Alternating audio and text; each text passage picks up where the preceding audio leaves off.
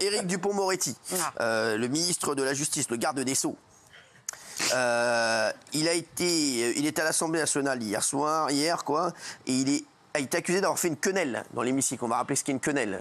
Une quenelle, c'était le signe qu'a lancé Dieudonné en ayant cette phrase terrible, glisser une petite quenelle dans le fond du fion du sionisme. Il avait lancé ça il y a quelques années et c'est devenu le signe tangible de l'antisémitisme. Voilà. Alors, que s'est-il vraiment passé? Êtes-vous choqué? On va regarder la séquence avec Julien Audoul, parce que c'est lui qui a réagi, et il sera avec nous pour nous raconter ça dans un instant. Et il y a le ministre Éric Dupond-Moretti qui lui a répondu. Regardez.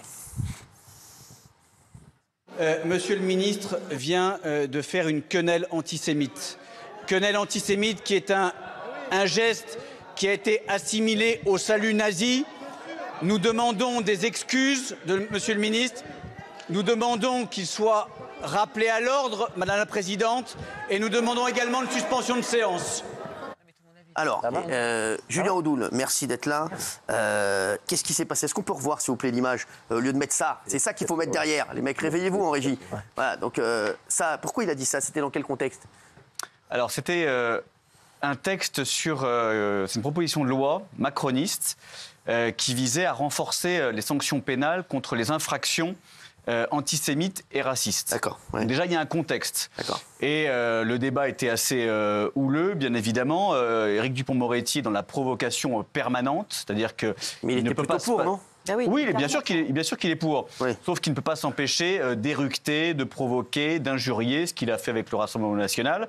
Et il a fait plusieurs quenelles aux députés. Plusieurs quenelles. Il a récidivé, mais comme il avait fait un bras d'honneur il y a quelques mois à la représentation nationale, comme son collègue député, M. Robert Roth, député de la Saône-et-Loire, avait fait un salut nazi dans l'hémicycle. Donc on a véritablement l'extrême droite qui est représentée par Renaissance. C'est-à-dire qu'on a le droit à des quenelles antisémites, on a le droit à des saluts nazis, tout ça... Gilles Verdez, là, qui défend un instant, qui défonce François Hollande. Et là, Julien Audoul, là, aujourd'hui, c'est le grand bluff, l'émission. Non, mais franchement, c'est fou. Non, parce que Julien Audoul, non, vous pensez vraiment qu'il a fait une quenelle? Moi, j'arrive pas à y croire. Ah oui, mais bien sûr. Mais ça a été inscrit au compte-rendu. Ah ouais. C'est inscrit au compte-rendu. Il en a fait plusieurs. Vous pensez quoi? C'était pour vous énerver? C'était quoi? C'est parce que c'est un personnage outrancier, c'est un ministre qui est dans l'injure permanente, qui se fout de tout, il faut bien le dire. Il devrait être au-dessus de la mêlée, il est ministre de la Justice, je le rappelle, donc il a quand même une certaine tenue à avoir. Et on sentait qu'il était totalement hors de ses gonds lors de ce débat. On a eu le droit à toutes les outrances, toutes les injures possibles. Et je le dis, faire une quenelle antisémite qui a été assimilé à un salut nazi. D'ailleurs, c'est pour ça que Dieudonné a été condamné, que tous ceux qui ont fait la quenelle par la suite ont été condamnés. Le faire dans ce cadre-là, face à la représentation nationale, sur ce débat contre l'antisémitisme, c'est une provocation et c'est une insulte à l'endroit de tous nos compatriotes, dont Marco, ce sexagénaire qui a été insulté, tabassé parce que juif, c'est une insulte qu'il aurait faite. Voilà, donc je trouve ça totalement indigne que le ministre de la Justice de la France commette ce genre de geste antisémite au sein de l'Assemblée nationale. Alors, il a répondu, hein, regardez, il a même mimé le geste, Éric Dupond-Moretti. Monsieur le garde des Sceaux, vous avez la parole. D'abord, je ne sais pas à quoi je dois répondre.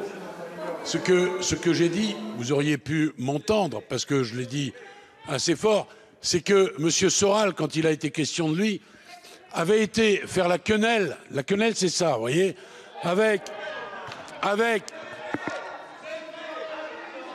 Ben, c'est vous qui l'avez inventé, la quenelle. Ben, pardon. La séance est suspendue pour une durée de 10 minutes. Gilles Verdez, qu'est-ce que t'en penses? C'est la vérité. Son erreur, c'est de faire le geste. Après, vous l'avez provoqué quand même beaucoup. C'est-à-dire que... Non, mais attends, c'est comme moi, tu peux pas dire ça. Non, son erreur, c'est de faire le geste. Non, s'il l'a fait, provocation, oui, pas provocation. Plusieurs fois. Oui, mais j'ai commencé en disant son erreur, c'est de faire le geste. On ne fait pas un geste comme ça. Il est trop connoté, le geste. Mais vous êtes sûr qu'il a fait le geste? Ah oui, il est là. Il le fait. En fait, lui, il dit « Je fais le geste pour vous montrer ce qu'est la quenelle ». Il y a toute une rhétorique. D'accord. C'est-à-dire que M. Audoul arrive à le faire globalement disjoncter. Et donc, il dit « Je vais vous montrer ce qu'est la quenelle ». Il n'a pas besoin de moi pour disjoncter. Non, mais bon, il y a eu... Il a besoin de lui-même, il arrive très bien à disjoncter tout Il y a un seul. contexte volcanique autour de lui toute cette semaine. Et là, vous arrivez bien à le faire disjoncter. Et il dit, in fine, je vais vous montrer ce qu'est la connerie. Et ça, il ne faut pas. Parce que ce qui va rester, c'est la photo qui est derrière vous. C'est lui, monsieur Dupond-Moretti, faire ce symbole-là, même si, par exemple, on dit c'est quoi une quenelle, vous voyez, moi, quand vous m'avez demandé, je le ferai surtout pas, parce qu'après, reste l'image et on dit, vous montrez ce que c'est. Donc voilà, je pense que vous avez gagné médiatiquement, même sur le fond, mais qu'au départ, vous l'avez bien piégé, voilà. Mais vous avez gagné, je le reconnais. Qu'est-ce que vous en pensez quoi, il a voulu vous provoquer, c'était quoi? Vous l'avez fait sortir de ses gonds, c'est pour ça qu'il l'a fait? Mais c'est pas la première fois. Alors justement, regardez, on a le bras d'honneur. On a le bras d'honneur. Le bras d'honneur. Ah oui, on a le bras d'honneur. Lui montrer, tu vois. Le garde des Sceaux a fait un bras d'honneur. C'est quelque chose d'assez inqualifiable. Nos collègues ont été extrêmement surpris. Il n'y a pas un bras d'honneur, il y en a deux, mais accompagnés de paroles à chaque fois, qui sont... Vous avez fait 2 bras d'honneur, c'est ce que vous êtes en train de dire à l'Assemblée? J'ai réagi avec beaucoup de vivacité. Je concède, Madame la Présidente, que ce geste n'était pas un geste adéquat. Je n'ai pas voulu viser le président Marlex, mais si mon geste a été mal interprété, je lui présente mes excuses ainsi qu'à toute la représentation nationale. C'est incroyable, ça c'était incroyable ça aussi. Il a fait un bras d'honneur. J'ai fait un bras d'honneur. Non mais c'est vrai, mais t'es à l'école. C'est l'école. Non mais c'est vrai, tu es à l'école. Non mais c'est incroyable. Qui a fait un bras d'honneur? C'est lui. J'en ai même fait 2. Voilà, non mais c'est fou. Non, mais pour revenir à la quenelle, il y a celle qu'on a vue lors de ses explications. Vous dites qu'il en a fait d'autres avant. C'était dans quel... Qu'est-ce qu'il disait exactement? Parce qu'il était déjà dans des explications ou il le faisait en disant autre chose? Oui, c'était déjà dans l'injure, parce que les explications de Dupond-Moretti, en fait...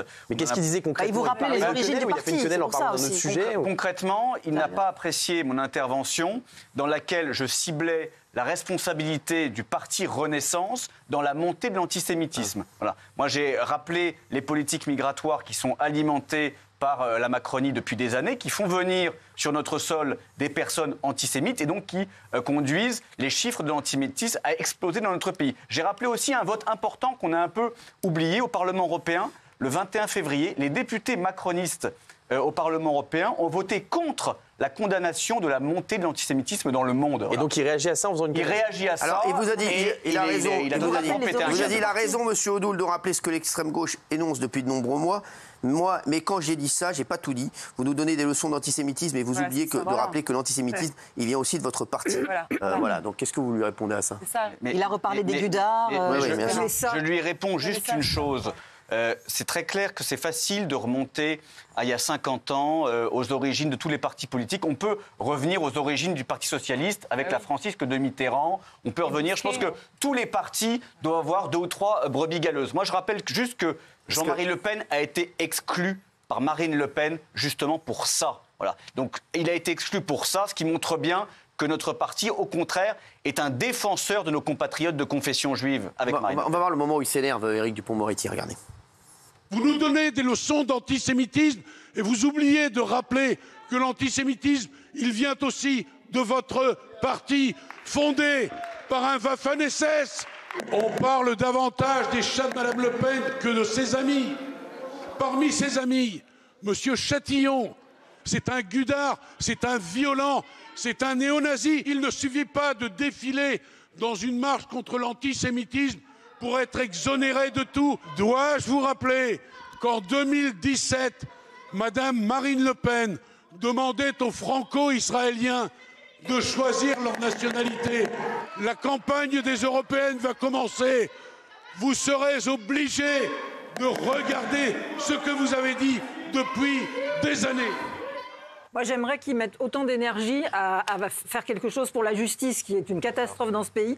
On a l'impression que c'est un disque rayé. Il répète toujours les mêmes choses. Il a 3 arguments contre vous, qui sont sans doute... Il y a des choses vraies, je ne renie pas du tout. Mais c'est tout. Mais on aimerait, je vous dis, qu'ils mettent la même énergie. On ne l'entend jamais sur des affaires qui sont scandaleuses, qui scandalisent la France entière, des problèmes de justice, des failles. Mais alors là, ils se déchaînent et c'est toujours la même chose. Il y a 3 arguments. C'est pas digne d'un ministre. C'est une stratégie de communication qui est totalement assumée de la part des macronistes. macronistes. Et moi, ce qui me choque, c'est que systématiquement, lorsqu'on vient sur ces questions-là, il n'argumente pas sur le fond, mais systématiquement sur des origines, du passé, du parti, etc. Donc moi, c'est franchement une stratégie qui me choque parce que d'abord, je pense que la moitié des gens ne comprennent pas. Et ensuite, c'est une mauvaise stratégie. Et ensuite, ça évite surtout de parler du fond. S'il veut voilà, contrecarrer, je vous dis, il fait une très mauvaise stratégie parce que ça, la diabolisation, ça n'a exactement. jamais fonctionné. Non, mais c'est fini. Il parle comme un mec des années 80. Voilà, et c'est excusez-moi, et c'est ça qui est pas bon. Voilà, Géraldine. Non, oui, effectivement, je trouve qu'il s'est pris encore les pieds dans le tapis et je pense qu'effectivement, c'est une argumentation qui est complètement faiblarde, complètement éculée. La diabolisation n'a jamais marché, ne marchera jamais. C'est pas comme ça. Si jamais il veut contrer le RN, qu'on peut s'y prendre. Et surtout, les gens, je pense que ça n'a pas d'impact sur eux concrètement. En fait, les gens, quand ils vont voter, les électeurs, c'est des déçus des anciens présidents. Et ils vont voter parce qu'ils ont des problèmes de pouvoir d'achat, de sécurité, de santé, de trucs comme ça. Donc en fait, les histoires de quenelles, d'antisémitisme, tout ça, en fait, je pense que ça ne touche pas leur quotidien vraiment. Quoi. Donc je pense qu'il est complètement à côté de la plaque. C'était le sujet. Mais vous vouliez dire quoi? Oui, il parle, Éric Dupond-Moretti, de la grande marche contre l'antisémitisme. Oui. Marine Le Pen y était, Jordan Bardella y était, Emmanuel Macron n'y était pas. C'est vrai. Il faut rappeler quand même. Lui, il y était, lui? Non, il n'y était pas. Enfin, je ne sais pas s'il y était. Je ne me rappelle plus. Il y avait quelques membres du gouvernement. Il faudrait mais en tout cas, Emmanuel Macron a raté ce moment historique. Et rappelez-vous pourquoi il n'a pas été à cette marche. Parce que Yacine Bellatar, on pourrait mettre des guillemets. Mais ça, c'est du mytho, ça. Non, en tout cas, c'est ce qui a été relayé. Lui aurait conseillé de ne pas y aller au nom de l'unité de notre nation. Je pense que c'est une connerie. Voilà. Vraiment, là, je vous dis ça, j'y crois pas. J'y crois pas. Il a raté un moment historique. J'y crois pas, Julien Audeau. Alors, en ce moment, l'Assemblée, en ce moment. C'est le cours d'école. Non mais franchement, moi j'y vais la semaine prochaine, je suis comme ça, sans déconner. Non mais franchement, c'est un truc de fou quoi. Alors il y a un autre extrait, il y a le député des Français de l'étranger, Meyer Habib, qui a été séparé du ministre de la Justice, encore Éric Dupond-Moretti. Non mais moi je suis comme ça, moi j'y vais la semaine prochaine les gars, je suis armé jusqu'aux dents. Non mais attendez, regardez. Au Sénat ça ken et eux ils s'engueulent. Non mais ça, exactement, regarde. Je t'ai dit, je te vois, je te tue une balle d'entre les deux yeux. De sang-froid, fils de pute sioniste de mes couilles.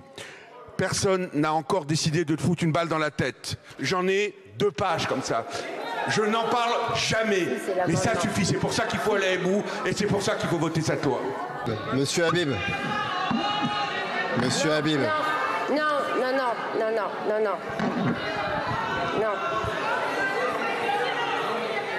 Monsieur Habib. C'était chaud ça, non mais c'était chaud là ou pas? Non, c'était pas chaud. Enfin, je veux dire, il n'y avait aucun risque. Éric Dupond-Moretti n'aurait évidemment rien à craindre de Meyer Habib. Peut-être que des amis de Gilles Verdez, ça c'était autre chose. Pas mes amis, Féodor. Vos amis idéologiques. Mais je vous permets pas. Vos amis idéologiques. Oui. Non mais qui étaient bien chauds aussi lors de cette séance. Ah oui? Oui. Non mais c'est fou parce que racontez-nous un peu les coulisses parce que on se dit là c'est un truc de fou. Quand vous sortez, ça continue à s'engueuler ou pas? Ou plus chacun part de son côté, on se parle pas? Ça dépend avec qui. Non, mais c'est-à-dire, parlez un peu avec les gens avec qui vous êtes engueulés avant ou pas du tout? Avec des députés macronistes, il y en a certains qui sont tout à fait sympathiques humainement. Avec LFI, c'est très compliqué. Il n'y en a pas un qui est sympa? Non. Mais ils ne vous serrent pas la main, surtout. Ils ne nous regardent pas, ils ne nous serrent pas la main. Et c'est vrai qu'il y en a certains qui aimeraient peut-être nous sauter à la gorge en sortant de l'hémicycle. C'est vrai que c'est très curieux comme ambiance. Je rappelle qu'on est entre collègues. Voilà, on peut se combattre politiquement, on peut avoir des oppositions franches dans l'hémicycle. Après, on reste des représentants de la nation, il faut se respecter aussi. Mais visiblement, on n'a pas le même logiciel. Il n'y a jamais eu, vraiment, on s'est senti que c'était chaud à la sortie, comme en classe, je t'attends à la sortie. Non, mais je vais te faire une balayette laser, comme ça. Et du coup, vous allez voter pour cette loi formidable du gouvernement ou pas? Contre le racisme, les discriminations? On s'est abstenu. Et pourquoi donc alors? On s'est abstenu. C'est un combat important. Pour plusieurs raisons. La première, c'est la responsabilité du gouvernement qui est criante. Depuis qu'ils sont au pouvoir, les actes racistes et antisémites ont explosé. Donc ça ne fonctionne pas. On a beaucoup de communication. En fait, on n'en peut plus de la communication. On n'en peut plus du paraître. On n'en peut plus de l'impuissance publique. Et avec ce genre de loi, on fait comprendre, en tout cas, on fait passer le message qu'on va résoudre un problème, alors qu'on ne fait que l'alimenter parce qu'on ne s'attaque pas à l'islamisme. Tant qu'on ne s'attaquera pas à l'islamisme, on ne s'attaquera pas aux causes de l'antisémitisme. On ne s'attaque pas non plus aux politiques migratoires, l'immigration massive et le terreau aussi de la violence, de l'insécurité et du racisme, on ne règle jamais ce problème. Ce gouvernement alimente les problèmes et après fait semblant de les régler. Donc nous, on est cohérents. Un outil législatif supplémentaire. Pourquoi Éric Dupond-Moretti n'a pas pris la liste Renaissance aux Européennes? Je crois que personne ne voulait. Oui, mais ça, mais à un moment, il faut aussi faut y aller, il faut aider aussi les L'inconnu, là, c'est que personne ne voulait. Personne n'a voulu y aller, c'est ça. Il y en a peu qui ont Alors, voulu. la jeune femme qui y va, elle est sûrement très bien, mais elle a l'air super. Mais bon, c'est vrai que voilà. Après, il aurait pu y aller, non? Mais vous risquez d'aller au carton, Cyril. Après, il n'y a pas un ministre qui va se dire j'y vais, je me bats il doit démissionner. Jordan Bardella et la liste RN qui caracole à 30%, c'est trop risqué. Et imaginons que vous fassiez un score, entre guillemets, déplorable ou négatif, votre carrière politique, elle est foutue. Donc c'est beaucoup trop risqué, là. Vous caracolez... Vous me regardez avec des yeux gentils pour une fois, mais non, mais vous caracolez en tête. Donc s'ils font un triomphe, tous les autres s'effondrent et tous ceux qui ont mené les listes seront pointés du doigt en disant c'est vous qui avez mené la gauche ou tel parti à la catastrophe. Non, mais bon, on dit qu'Olivier Véran a refusé de mener la liste, mais le président Macron souligne l'effort d'Éric Dupond-Moretti qui va, dit-il, souvent au charbon et mouiller la chemise, mais c'est vrai que c'est plus à l'Assemblée qu'ailleurs. Non, mais mouiller la chemise à l'Assemblée... tous ne le font pas dans les médias. Tout le monde n'a pas forcément ce côté battant. Lui, au moins, il l'a. Voilà. En tout cas, il est effectivement l'un des plus vindicatifs, l'un des plus injurieux à l'endroit du premier parti d'opposition. Et c'est pour ça qu'il est resté au gouvernement, je pense. Mais ce que disait Gilles Verdez est intéressant, c'est-à-dire que ces gens-là pensent d'abord à leur petite carrière politicienne, à leur petite carrière... Vous êtes d'accord avec Gilles Verdez? Pour une fois, oui. Les gars, moi, cette émission, c'est n'importe quoi. C'est un jour historique. Ce soir, moi, je ne comprends plus rien. Plutôt qu'aux intérêts de la France. Voilà. Si on a vraiment des convictions, effectivement, si on a envie de les défendre et de les porter, il faut se présenter devant les électeurs, chose que ne fait pas M. Dupond-Moretti. Merci, Julien Audoul, d'avoir été avec nous. Merci à vous.